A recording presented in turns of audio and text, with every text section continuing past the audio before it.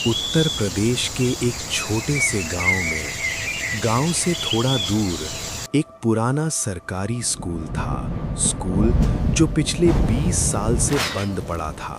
दीवारों पर काई जमी थी, खिड़कियां टूटी हुई और ब्लैक बोर्ड पर आज भी लिखा था क्लास 5 गणित टेस्ट। लेकिन गांव में कोई भी उस स्कूल के पास नहीं जाता था, क्योंकि लोगों का कहना था रात को वहां बच्चों की आवाज आती है, कोई अदृश्य घंटी बजती है और जो अंदर गया वो कभी ठीक नहीं लौटा।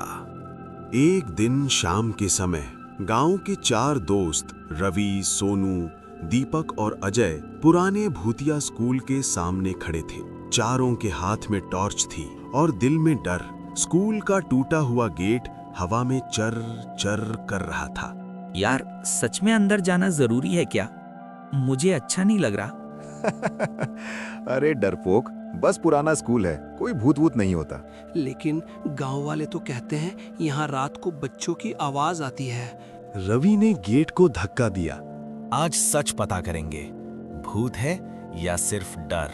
गेट अपने आप धीरे धीरे खुल गया। चारों एक पल के लिए चुप हो गए, फिर वे अंदर चले गए।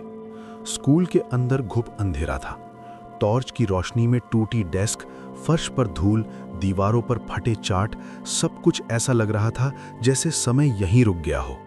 अचानक कहीं दूर से आवाज आई, टिक टिक टिक। ये आवाज कैसी है? घड़ी होगी। नहीं, ये घंटी जैसी लग रही है। आवाज एक कमरे से आ रही थी। चारों धीरे धीरे उस कमरे की तरफ बढ़े। जैसे ही उन्होंने दरवाजा खोला, उनकी सांसें रुक गईं। कमरे के बीच में एक पुरानी लोहे की घंटी अपने आप हिल रही थी, लेकिन कमरे में कोई नहीं था। ये कैसे हो सकता है? अचानक ब्लैक बोर्ड पर अपने आप चौक चलने लगा और लिखा गया, टेस्ट शुरू हो चुका है। चारों के चेहरे सफेद पड़ गए। मुझे यहाँ से जाना है। अचानक कमरे में बर्फ जैसी ठंडी हवा चलने लगी। टॉर्च की रोशनी कांपने लगी और धीरे धीरे बेंच पर धुंधली परछाइयां दिखाई देने लगीं। छोटे छोटे बच्चे सफेद कपड़ों में, उनकी आंखें पूरी काली थीं। एक साथ सब बोले, कॉपी निकालो। चारों दोस्त डर से कांपने लगे। हमें माफ कर दो, हम चले जाएंगे। सोनू दरवाजे की तरफ भागा, लेकिन दरवाजा अपने आप धड़ाम से बंद हो गया। तभी एक भारी आवाज गूंजी, जो टेस्ट पूरा नहीं करेगा वो हमेशा यहीं रहेगा। चारों के सामने खाली कॉपियां आ गईं और बोर्ड पर सवाल लिखा था, तुम्हारी सबसे बड़ी गलती क्या है? रवि के हाथ कांपने लगे। अचानक उसके दिमाग में पुरानी बात गूंजने लगी, रवि के पिता की यादों की आवाज। किसी से मत कहना, वो बस एक हादसा था। नहीं, ये सच नहीं हो सकता। तभी एक बच्चे की आत्मा उसके पास आई। बच्चे की आत्मा धीमे डरावने स्वर में, तुम्हारे पिता उसी दिन यहाँ थे।